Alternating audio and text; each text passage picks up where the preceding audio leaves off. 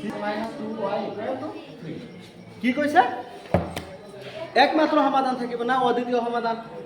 একমাত্ৰ সমাধান অদ্বিতীয় সমাধান একে কথা ন তে ইয়াত যদি চাও আমি a1 কিমান p a2 b1 -1 c1 -2 হৈ যাব এফালে হা a2 6 b2 -2 and c2 -3 কি কৈছে সমীকৰণবোৰৰ একমাত্ৰ সমাধান থাকিব ন যেহেতু সমীকৰণবোৰৰ একমাত্ৰ সমাধান থাকিব একমাত্ৰ সমাধান থাকিলে a1 by a2 not equal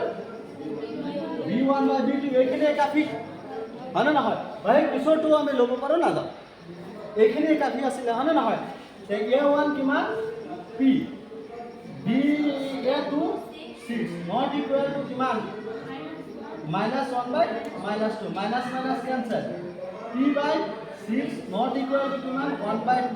দুইৰে কাটিব পাৰো তিনিবাৰ তে কি হয় আমাৰ p by 3 not equal to 1 হৈ যাব তো যদি বজ্ৰ পূৰণ কৰো p not equal to 3 হ'ব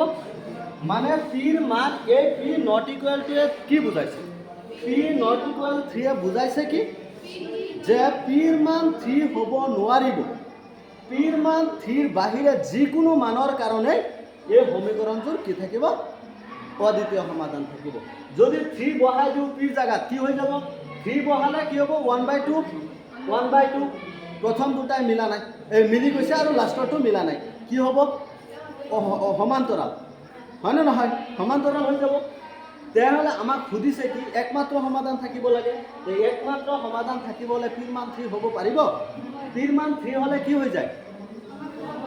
সমান্তৰাল হৈ যায় তেনেহলে ইয়াৰ পৰা গম পালো যে p ৰ মান 3 ৰ বাহিৰে যিকোনো মান ধৰো আমি কি পাম এই সমীকৰণ দুটাৰ একমাত্ৰ সমাধান পাম তে লিখিম কি এতেকে p ৰ মান এটো সবে 15 নম্বৰ উদাহৰণটো সেম এটো নিছে হা p ৰ মান 3 ৰ বাহিৰে সকলো মানৰ ক্ষেত্ৰত সকলো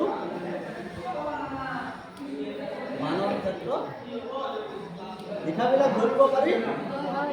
সমীকৰণবোৰ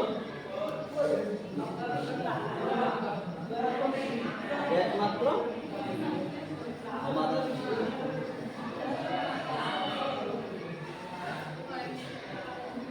প্ৰবলেম বুজিছ